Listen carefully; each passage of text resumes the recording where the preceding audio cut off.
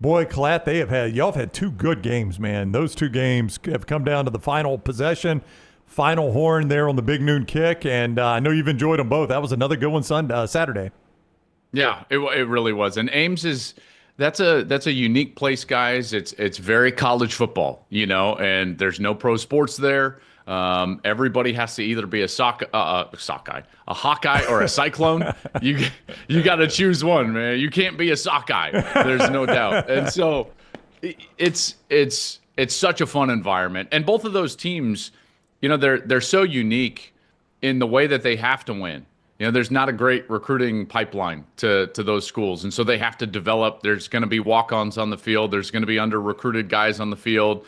It might not be the best skill in college football, out on the edge, but they find a way to make it work. And good special teams, really good coaches, both of them. I knew it would come down to a close game, and that's why even before, I always hesitate to make picks or anything in the games I'm calling. But in my mind, I'm like, man, one of these teams has Rocco Becht and the other one doesn't. And he's a guy that I think is one of the better quarterbacks in the country, to be honest with you. I think he does probably more with less than maybe anybody else. And when he jogged onto the field with about 8 minutes left in a tie game, I'm just like, this is exactly what they wanted. So it was a really fun day. And then I would just expand on that a little bit. And I did this on my program that you can go check out today. The idea of this 12-team playoff and what it meant for a game like Saturday. Prior to the 12-team playoff, Saturday would have just been like a cute Iowa regional game. And now it's like, okay, I understand it's not a league game, so it doesn't directly affect what Iowa State is going to do the rest of the year. But you can start to see that team is good enough to access the playoff through the direct Big 12 championship, which is why, if you just topple over the next domino, if the playoff is going to make a Saturday like I had in Ames that much better, this is why I argue for more access-based playoff and less selection-based playoff. Because what we have now is 11 teams in the SEC ranked, and are we sure about all 11? Probably not. Are we sure about the middle of the Big Ten? I don't know. And yet the selections are going to be largely based off of metrics like what did you do against ranked opponents, which is going to heavily favor the SEC this year. And that might be correct. I'm not saying that it's not. I'm just saying that it minimizes what I experienced Saturday in Ames and maybe all over the country. And so again, an access-based playoff, if they ever change it to that, I would be very much more in favor of than the ridiculous, committee room selecting based off of narrative.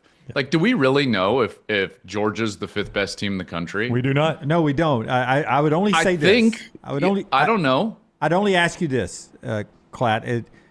Does it not take away, other than the rivalry, the importance of that game, though, if we're just doing it off of conference access?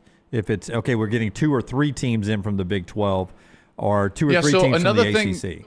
Well, so another thing that's been floated is that a combination where there is maybe more slots of access, or automatic access, along with some selection criteria or spots for selection. At-large spots, if you want to call them that. And I do know that I want to be careful here. I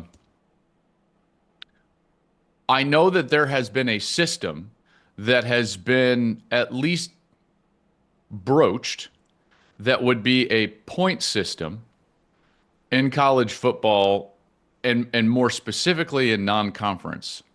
So let's just...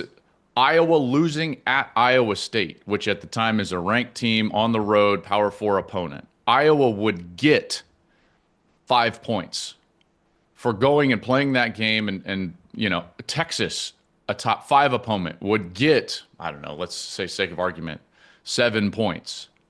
Georgia beating Austin Peay at home gets 0 points. So you're encouraging better matchups. Yep. Incentivizing winning those matchups for the few spots of selection, while also creating pathways and avenues for access for Saturdays like that we see in Ames, or like, for instance, a couple of weeks, there's a good chance, although I don't know if this is absolutely true, there's a chance that I'm going to go do Texas Tech at Utah. Well, an access-based playoff makes that just an enormous game, where otherwise it wouldn't be. I know we got off topic really quickly. We can get back to the games. It sounds a little bit like what we do in basketball, and it's a bigger field, but I like rewarding schedules. So from great environments, Columbus to Ames, now you get Chicago. At least you'll be eating good. But I did bring up Will Stein, and I'm sure you're a fan of Will Stein, though. 319 passing yards, 312 rushing yards, complete annihilation of Oklahoma State. And he was doing it with veteran quarterbacks from Bo Nix to Dylan Gabriel, now Dante Moore. I watched the majority of that game because it was one of my big plays, minus 27.5. I know they were outclassed, but Please tell me you took Oregon. I did. I did. Yeah. Oregon. Okay. Yeah, I used it as one of my picks because as soon as Mike Gundy, well-intentioned or not, said what he did, I was like, over. Yeah, and Lanning is just petty enough. Great coach, but petty enough to absolutely run it up, and he did. I mean, he wasn't even close. But those offenses from Oregon are so fun to watch. I don't know what we're going to get from Dante Moore the entire year, but I'm sure it's going to be ultra productive, and it's one of the better offenses in college football, even when they lost a ton of skill. And Mekhi Hughes has not been a factor. No, I do know that internally they quietly feel like Dante will be the best quarterback that they've had, which is saying something. That's a high bar. Nix was a first-round draft pick. That's a high bar. Dylan Gabriel, third-round draft pick. These are not just like run-of-the-mill college quarterbacks. Dylan Gabriel was undefeated Big Ten champion, so on and so forth. But you can kind of see it, right? Lance, to your point, like you see some of those plays. I get it. Oklahoma State is not a very good football team, but they are a Big 12 team. They go up there, and Oregon annihilated them.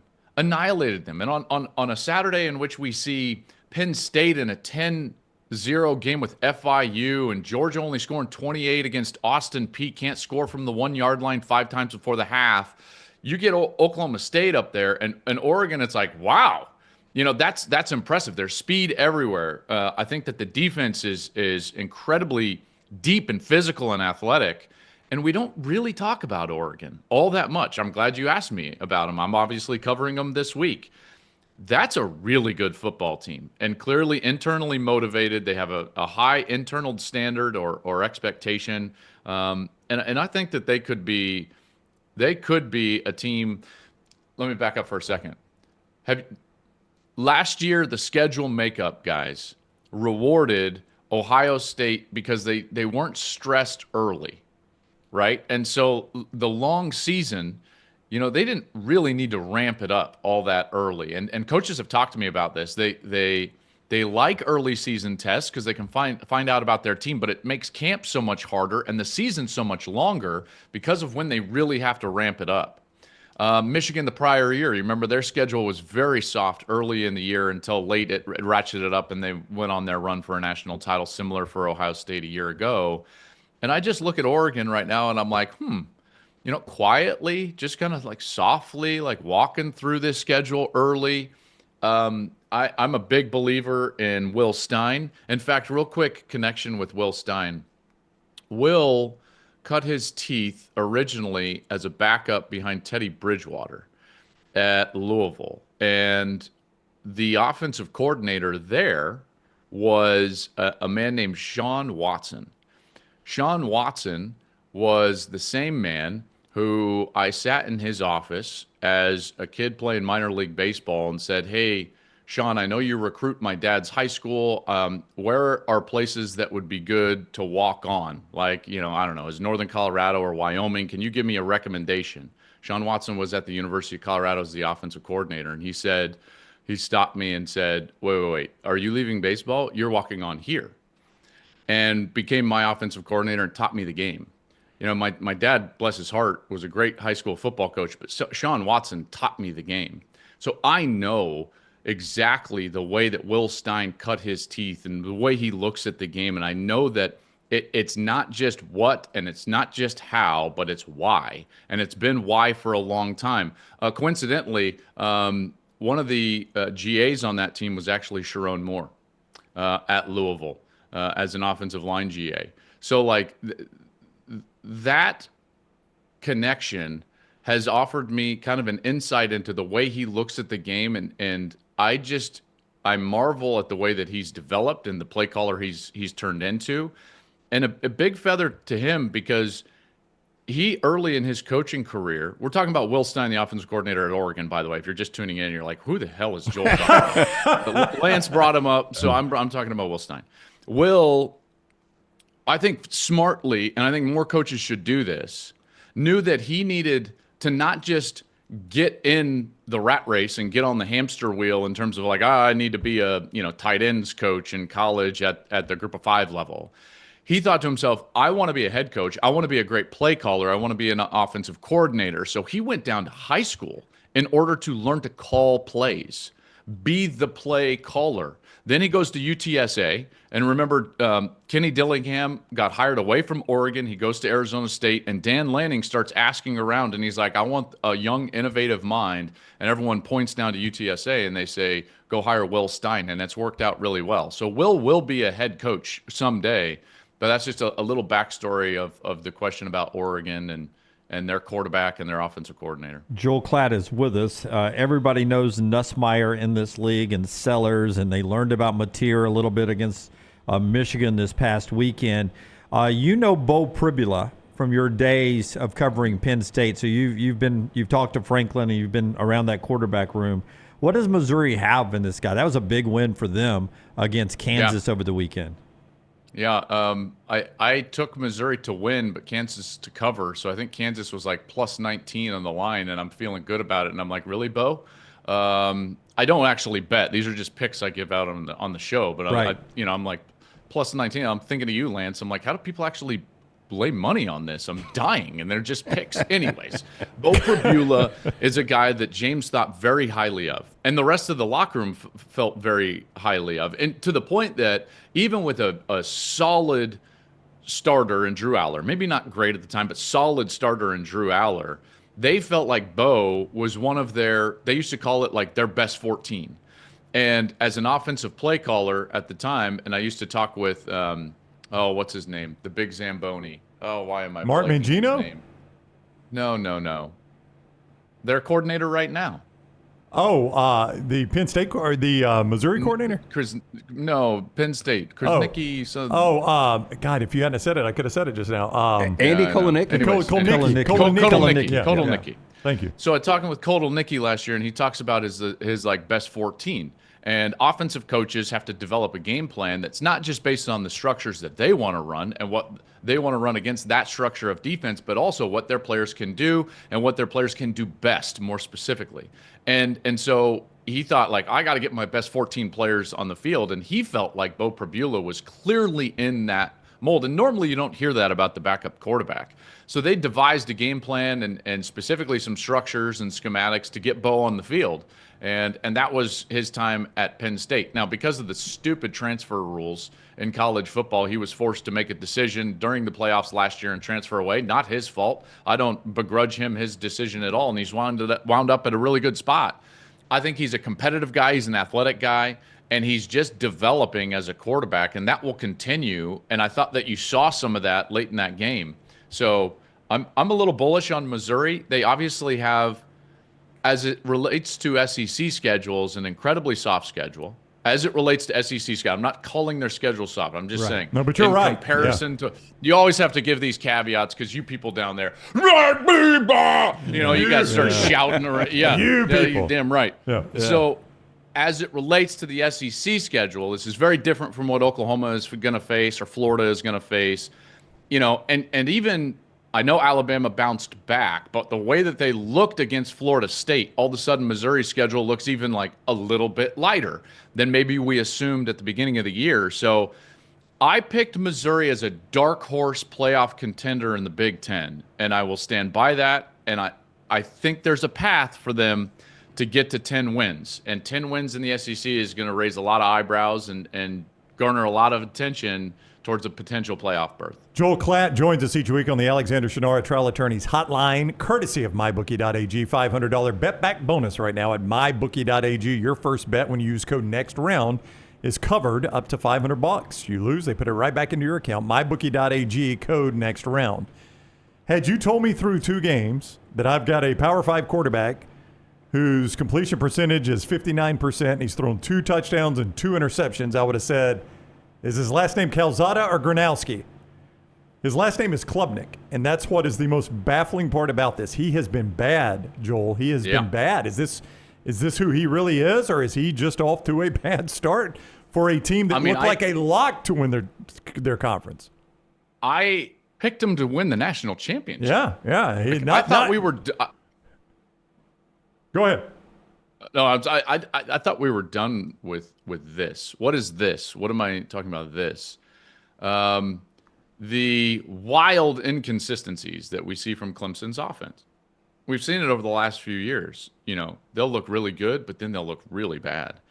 And I'm like, I thought with experience, with 4 offensive linemen back, with Klubnik back, that you would raise the floor of that offense, and that hasn't been the case.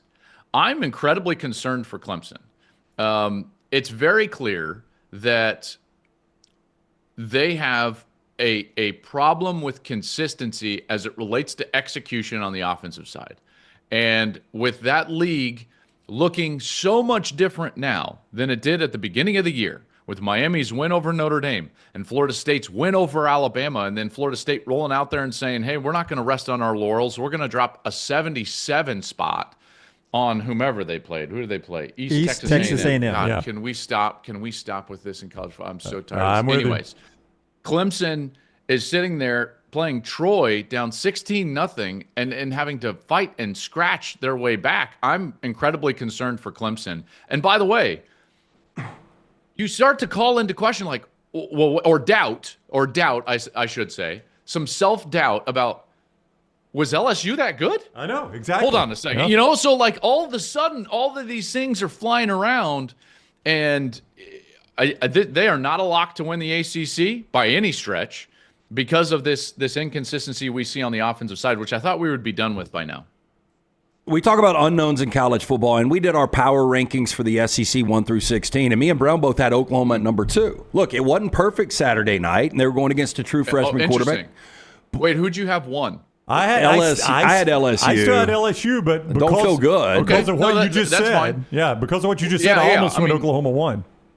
So OU went to 2. And these are not just your straight rankings, but kind of power rankings, meaning like what have you done on the field? And listen, and we all do this differently. Like I do it very much based on what I just saw this weekend, right? I try to flush where I thought people were going to be preseason. So I'm like, well, Oklahoma beat Michigan. That's a good win. They killed somebody in week 1. That's a good win.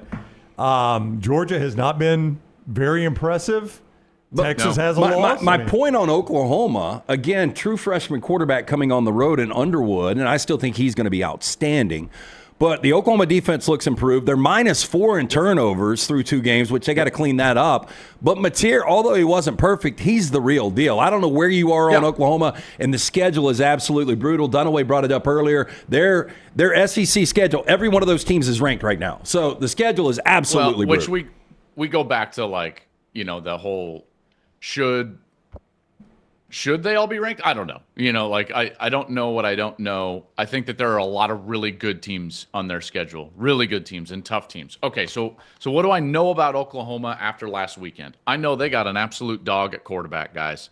I'm a big fan of John Mateer. And by the way, loved the way that he played. Loved the film that I saw in preparing for the Holiday Bowl last year. Remember, I had Washington State late last year, and he transferred before that. But all the film I watched was John Mateer for that game before they ended up losing to Syracuse.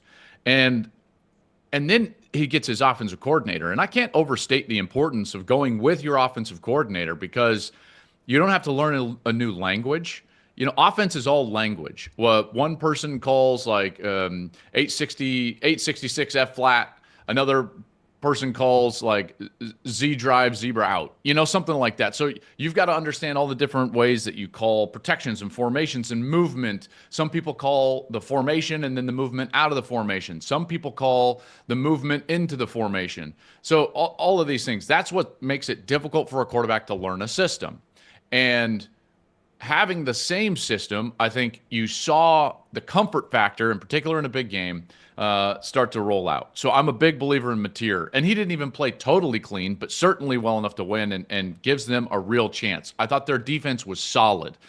Michigan helped them out through their plan. Michigan's plan was not very good. Chip Lindsey he has got to improve.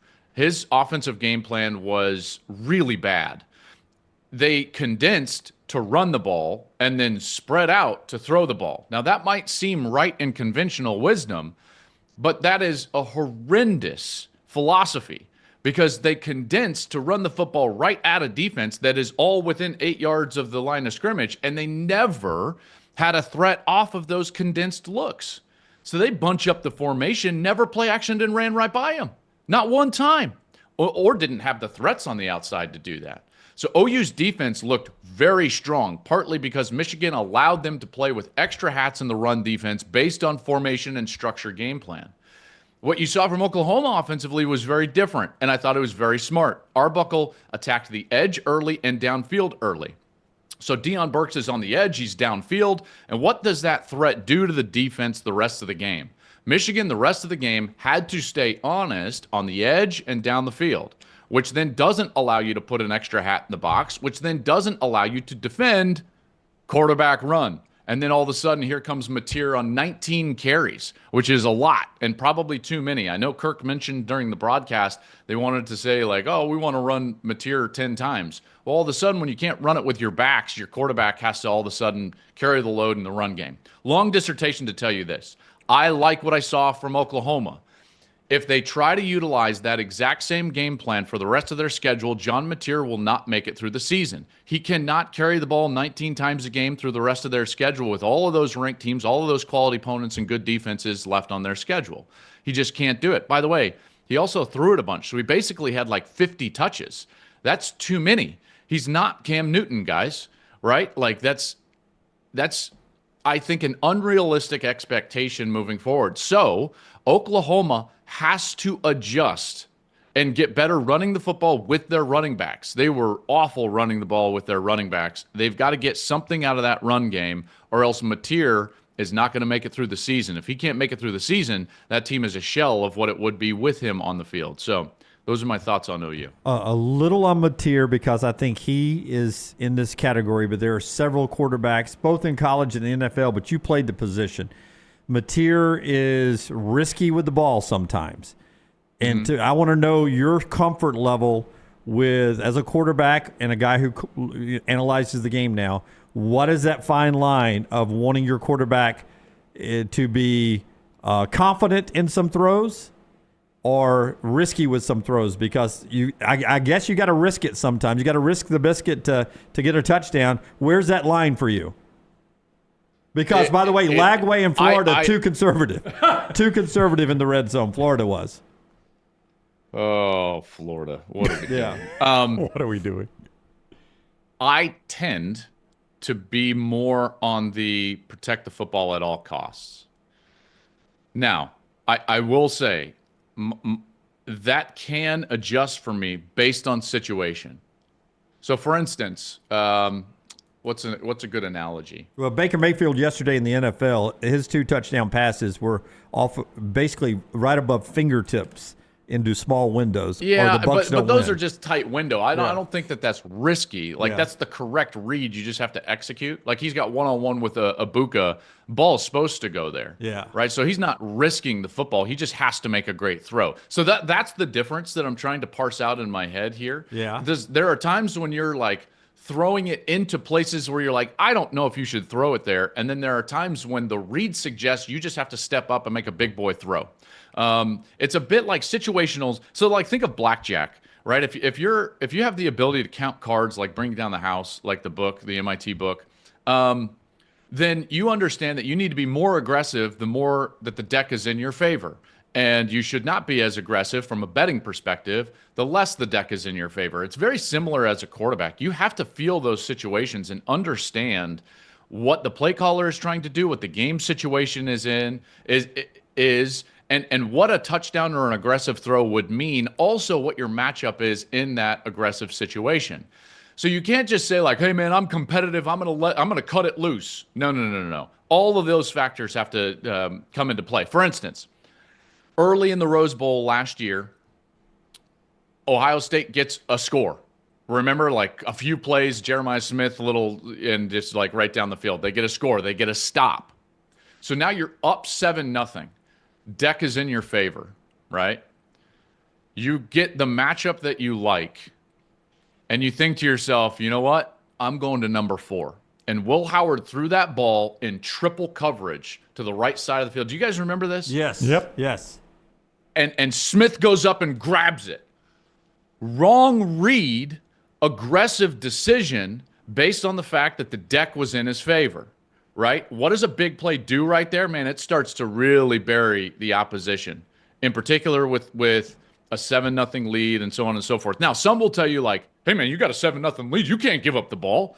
But if you have the right defense at the right time, you can take a little bit of a risk. And I think that Mateer, you can't do that backed up. You can't do that in situations. But like 3rd and longs, hey man, I might take a little bit of a shot here. Why? Because if it gets picked off, we're punting anyways. Right. Right? Like, is that the worst thing in the world? Probably not. 4th downs, I would always throw the football like into tight coverage. Because those dummies on defense, they play defense for a reason, not smart. They'll pick the ball off on 4th down, not knowing that batting it down gives them 20 extra yards of field position. Things of that nature. Yeah. Do we need to? Have I got time for one more for Klatt? Oh, Are we yeah. okay? Just one more, because this is a pet peeve of mine. I bet you were watching. You made it back home. Bill O'Brien in the first overtime. I don't understand, Klatt. Now that you have to go for 2 in the second overtime, if I've got the ball last in the first overtime and I score, I'm going for 2 every single time. I do not understand. I don't understand these coaches kicking in that situation, especially when the other offense has been good. Yeah, like Childs has a rhythm, and like, are you going to stop Aiden Childs at that point? Yeah, I didn't think so. No. I didn't think that they would, and now you give them the ball second. Yep. Which means that you're going to get the absolute gold standard call of their entire week of prep in that 2-point conversion, which is what they called, and it's the little rollout throwback and ball game. So I'm with you on that. I think coaches, if you're on the road and you've got the ball, they just scored and kicked an extra point, man, go for it. Yeah, you're about. And I will say this, as a player, I deserve the chance to determine the outcome. Yeah, and my point is, you mentioned the gold standard play. You've got your own gold standard play, and you're about to have to run it. You're going to have to run it in the next overtime. Why not run it right now when I can walk it off? I do not understand that thinking, but whatever. Yeah, I've never coached. I'm with you on that. Good win for Michigan State. Yeah, Childs is a heck of a player. I like Childs. That was a fun game. Childs is good, isn't he? Yeah, and it was a fun game. You're exactly right. And by the way, Jonathan Smith will work there. Yeah. Like Lance eventually, Yeah. Lance, you know what he did at Oregon State. Like, his degree of history, difficulty, and crazy. Yeah. He will work there eventually. I got a friend who's a Michigan State fan, and I texted her before the season. I said, "You guys will get Michigan this year." I got an early projection: Sparty over Wolverines. Wow. All right. I know Bryce Underwood's numbers were not very good. Not good. But like, you can see it though. Yeah. Oh, Yeah. He's going to be good. You know? And it's like, okay, like I get it. And he'll learn pocket awareness in game situation, and he'll learn how to change pace on the football and things like that just through playing.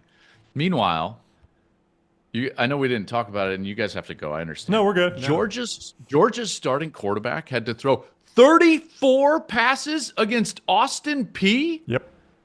Guys, if Julian Sayin or Dante Moore would have thrown 34 passes against Austin Peay, they would have scored 873,000 points.